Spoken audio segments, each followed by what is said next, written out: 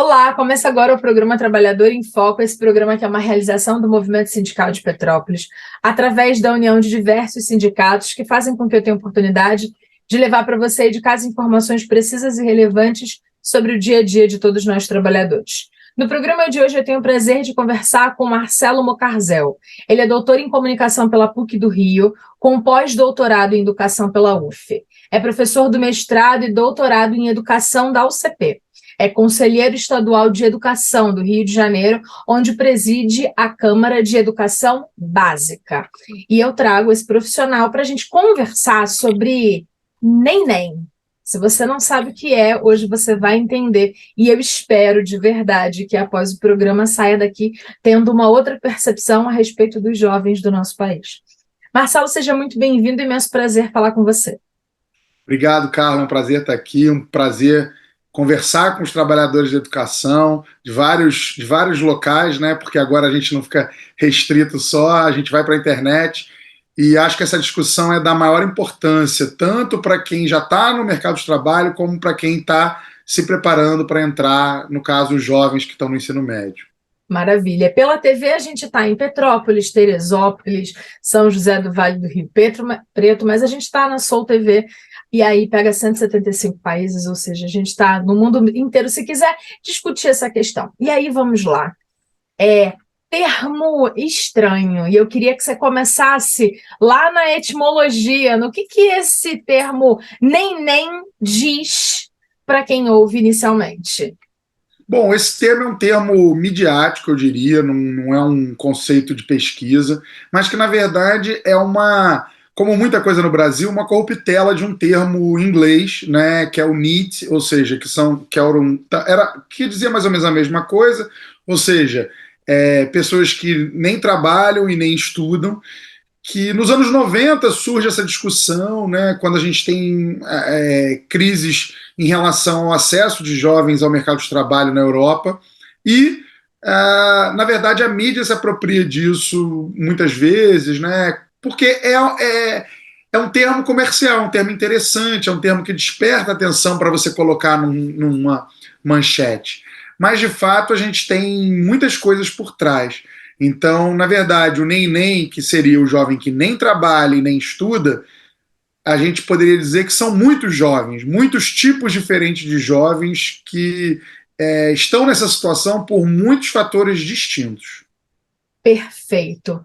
Quando a gente fala do termo neném, antes de entender o jovem em si, e aí, na verdade, é uma delícia estar conversando com um doutor em comunicação, com, várias especializações em educação, a gente já pode falar que a etimologia, os termos, a forma como a gente decide falar sobre uma coisa, ela já traz um peso com um juízo de valor e aí, assim, uma sentença quase de valor muito grande.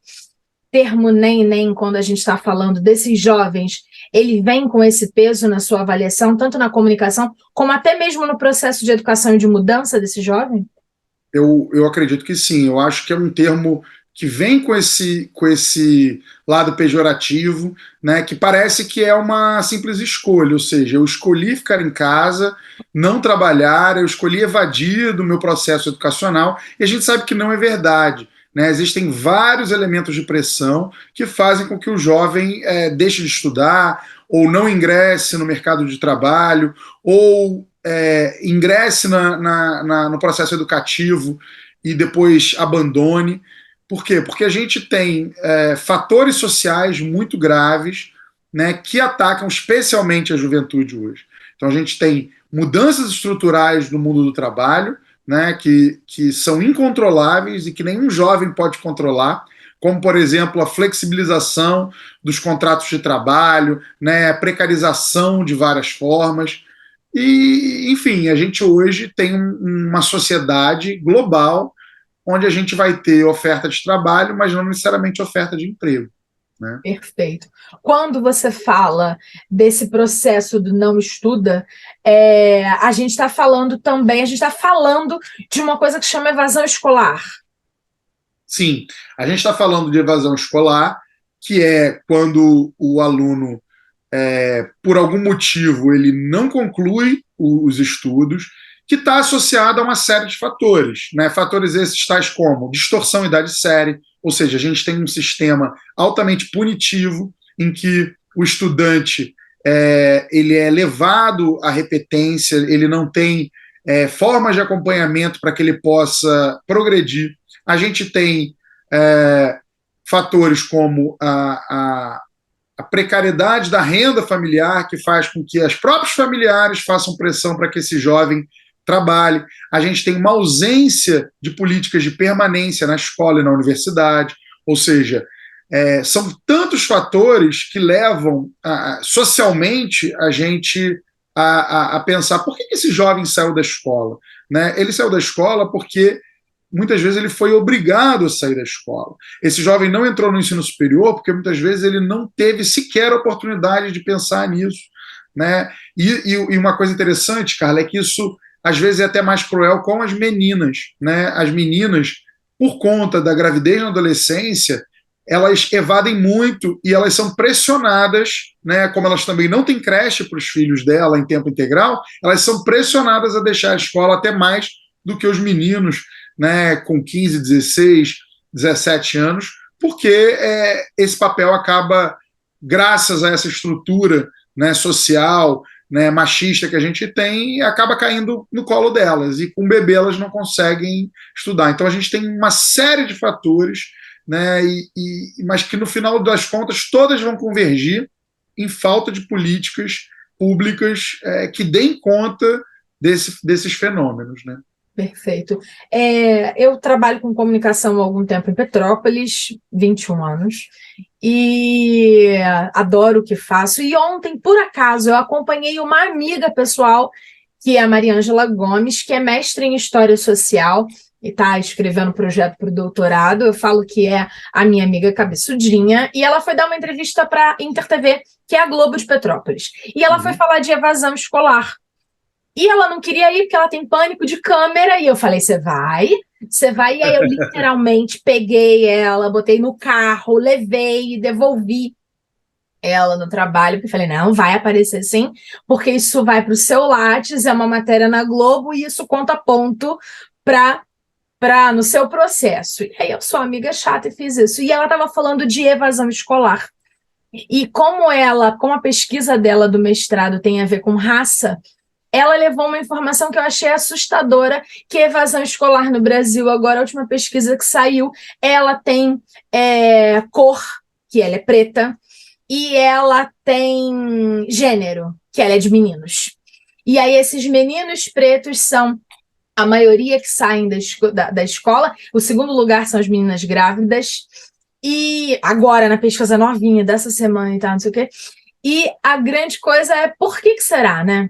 Porque a gente ainda carrega os grilhões de uma abolição mal feita, de um crime, e aí a gente vai falar assim, você vai falar que já tem cento e tantos anos, é assim, ó, você estala 3 dedos e ainda existe uma mulher no Brasil, filha de um escravo, que está viva. Então, se ela existe, é porque foi ontem mesmo, e a gente ainda não percebe isso. E aí, essa coisa da evasão escolar, essa coisa da dificuldade de formação, ela deve impactar também diretamente nesse jovem que não trabalha. Então, a gente falou quem é esse jovem que não estuda, e em via de regra é esse que a gente está falando aqui. E socialmente falando, quem é o jovem que não trabalha, que não consegue um emprego hoje em dia? Na verdade, uma coisa importante da gente sempre colocar é que num país com a extrema desigualdade que a gente tem, né, é difícil a gente tratar o trabalho só como o trabalho formal. Então, as vias informais do trabalho são muito grandes no Brasil e muitas vezes as estatísticas oficiais não dão conta disso, né?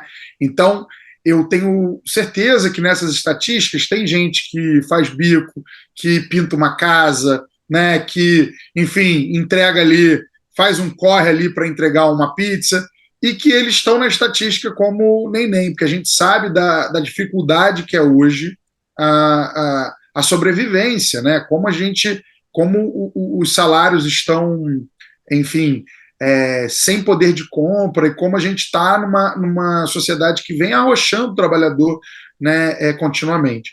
Então, eu já desconfio, né, Os dos números, números, sim.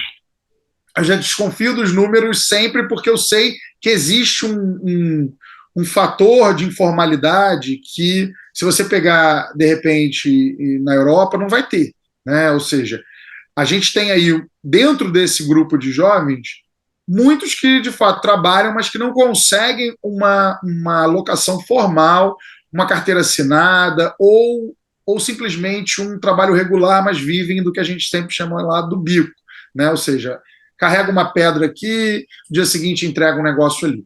Então, acho que essa é a primeira coisa. Mas, de fato, existem pessoas que não estão trabalhando.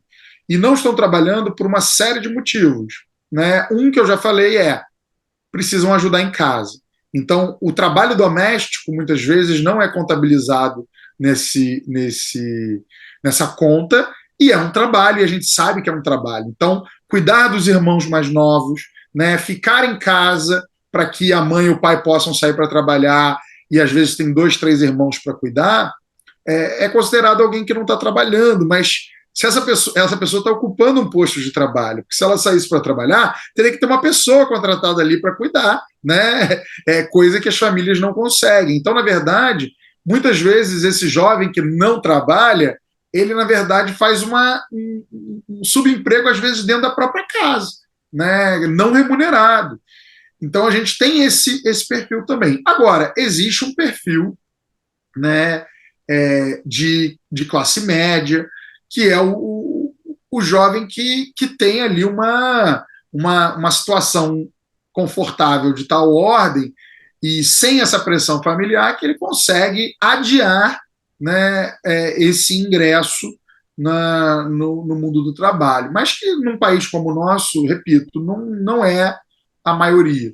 O que a gente tem é uma falta de oportunidade, e isso é global, ou seja, o desemprego entre jovens de 19 a 26 anos atingiu os níveis históricos mais altos no mundo inteiro, né? No mundo inteiro.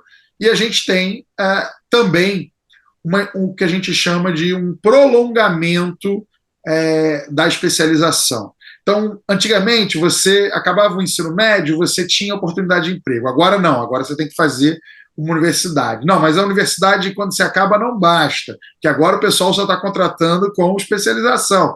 Não, mas a especialização não basta, você tem que fazer um mestrado. Então, existem o que a gente chamava antigamente, pejorativamente, de estudantes profissionais, né? Ou seja, pessoas que ficam até os 30 anos, 30 e poucos anos no processo de estudo e que não acessam o mercado de trabalho diretamente, né? Só que a gente tem que entender que tipo de avaliação é essa, né? Porque, para mim, um aluno de uma pós-graduação que recebe uma bolsa de pesquisa, ele é um pesquisador.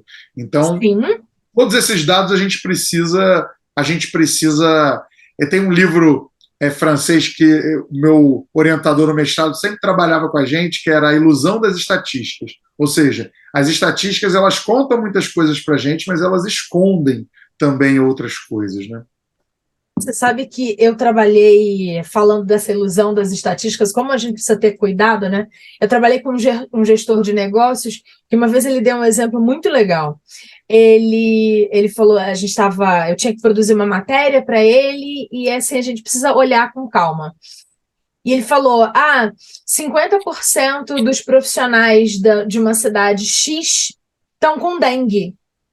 E aí, né, foram vários Isso aí é pauta, estudiosos, né? foram vários estudiosos para tentar entender o que aconteceu naquela cidade, porque 50% dos profissionais cabeleireiros estavam com dengue. E aí, quando eles chegaram lá, só tinham 2 cabeleireiros na cidade. Então era só uma pessoa, que por sinal eram 2 cabeleireiros e tal. E aí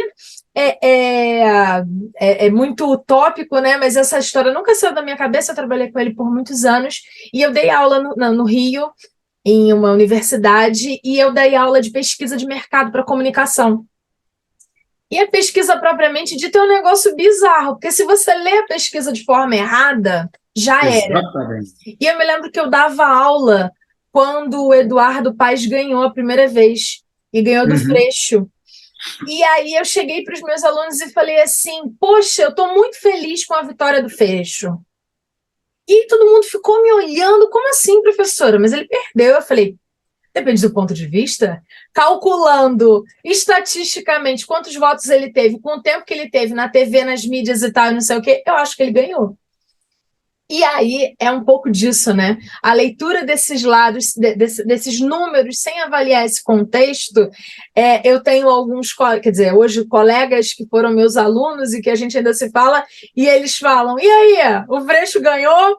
E a gente fica brincando porque foi a grande virada que eu dei naquele momento como professora, e que é isso, é essa leitura. Se a gente ficar preso lá nos 71% na evasão escolar são jovens pretos, a gente vai achar um monte de coisa.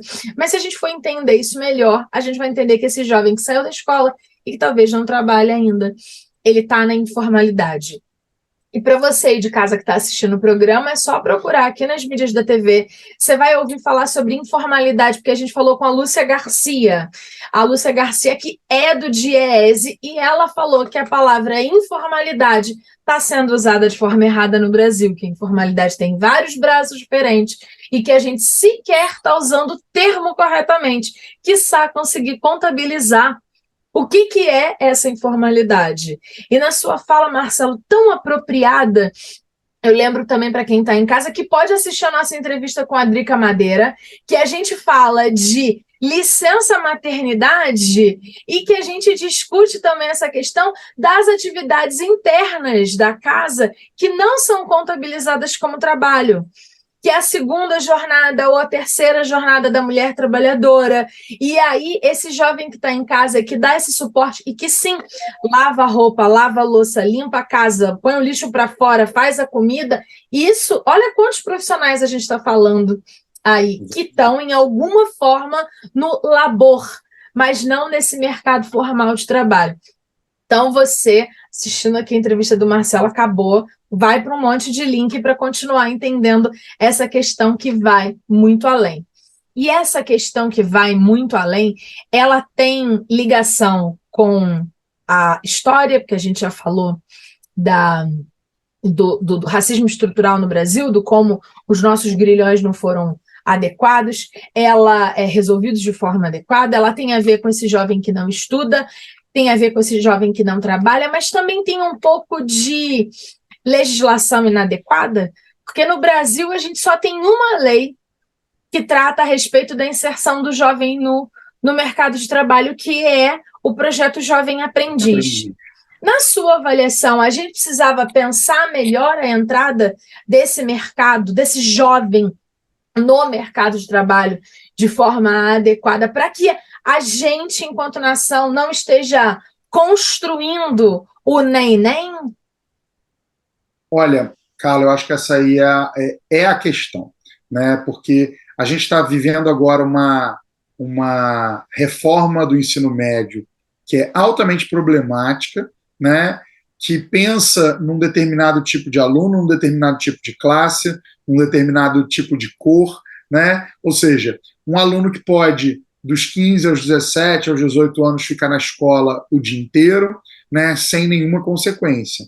Não que eu seja contra que os nossos alunos mais pobres tenham ensino em tempo integral, eu acho isso essencial. Mas isso só dá para fazer se a gente tiver políticas de permanência, bolsas de estudo, se a gente tiver formas desse estudante justificar em casa, porque essa é a palavra, a permanência dele, porque nem todas as famílias têm a consciência da importância, né, de um processo educacional completo e do acesso ao ensino superior. Até porque existe uma precarização até do profissional com o ensino superior, né? E aí você vai ter um pai que é um mestre de obras que ganha mais em média do que um professor, ele vai dizer para o filho dele, não, você não vai fazer faculdade para ser professor, né, e ganhar um salário que não é nem o piso, vem trabalhar comigo aqui que você vai ganhar 5 mil reais por mês, né, na Constituição Civil. Então a gente tem essa questão também no Brasil,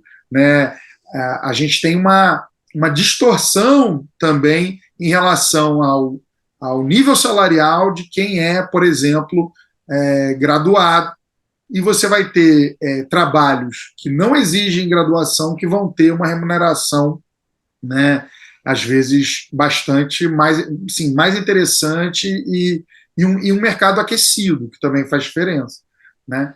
Então, hoje, por exemplo, a gente precisa ter políticas desse tipo, ou seja, bolsas de permanência para que o estudante possa estar na escola, e essas bolsas podem ter modalidades, ou seja, você pode ter bolsa de pesquisa para quem quer ir para a área da pesquisa, bolsa de esporte para quem quer ir para o esporte, bolsa de arte, cultura, música para quem quer se especializar nisso, porque isso gera uma possibilidade da família apoiar a permanência na escola.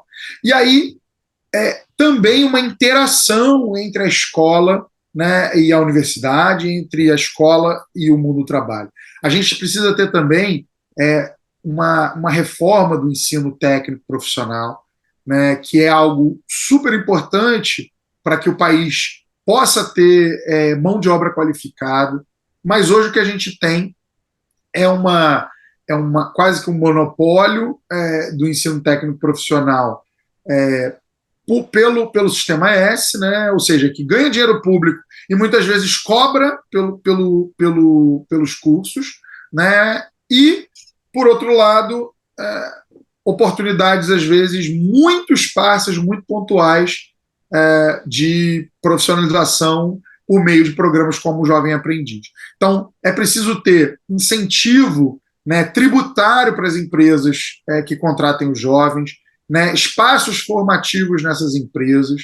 Né, o Jovem Aprendiz é um primeiro passo, mas dá para a gente fazer isso de forma muito mais integrada. E pensando um bom ensino médio integrado, né, com educação profissional, a gente transformar essa entrada no mercado em currículo, ou seja, que essa entrada do jovem, que ele possa estar numa empresa parte do período, né, do tempo dele escolar, e que isso seja contabilizado na formação dele de alguma forma, se a gente tiver essa integração, né? Porque aí ele está trabalhando e estudando ao mesmo tempo. Aí ele é o oposto do neném, né? Ele é o sim também, né? Ou seja, é o cara que está estudando e está trabalhando em um mesmo processo, porque a gente sabe a dificuldade que é você conciliar, né, esses dois processos se eles não se comunicam. Porque seu chefe não quer saber que sua aula vai até 12h50, ele quer que você chegue 1h da tarde, aí você não almoça, e aí você tem um ônibus. Quando essas coisas elas estão conectadas, quando há essa integração, ou seja, por meio de política pública, você cria, né, como é, por exemplo, a lei do estágio. A lei do estágio, ela dá garantias para o estagiário. Né? A gente sabe que tem empresas que deturpam, mas, por exemplo, na semana de provas na faculdade, o estagiário tem benefícios, ele pode, né, ter afastamento do estágio. Então, esse tipo de política a gente precisa pensar para a integração do ensino médio e também aprofundar isso na relação do ensino superior com o mundo do trabalho. Né? A gente precisa ter essas pontes entre essas duas instâncias para que o aluno consiga fazer isso, né, mais perto da sua casa, em lugares próximos, né, dentro da área que ele quer atuar, né, e novamente, justificando em casa, porque a gente sabe que as famílias dependem das pessoas que moram, né, não é uma questão de maldade, não, dependem, né, a alimentação hoje é caríssima e a gente tem isso é só um dos custos que a gente tem na nossa vida. Né? Com certeza. Marcelo, eu queria te agradecer imensamente pelo bate-papo. O tempo já chegou ao fim do programa, o programa TV tem essa desvantagem, mas eu tenho certeza, eu espero que você esteja à disposição para voltar, para a gente continuar conversando sobre esse e tantos outros assuntos relacionados aos nossos jovens, à comunicação, à educação e à importância de entender que o processo de formação desse jovem para o mercado de trabalho é muito importante, mas que passa, acima de tudo, pela educação, não é isso? Exatamente. Acho que a gente tem que cuidar muito desse processo educacional, desde a educação infantil, e repensar esse ensino médio que essa reforma já mostrou que ela não deu certo, porque se a gente não tomar esse cuidado, né, a gente vai cada vez mais expulsar o nosso jovem, tanto do processo educacional como do mundo do trabalho. Então a gente precisa Maravilha. olhar muito para isso. Obrigada de verdade. Obrigada a você Muito de casa obrigado, cara. que ficou com a gente no programa Trabalhador em Foco de hoje. A gente volta em breve com um novo bate-papo. Um abraço grande e até lá. Tchau, tchau.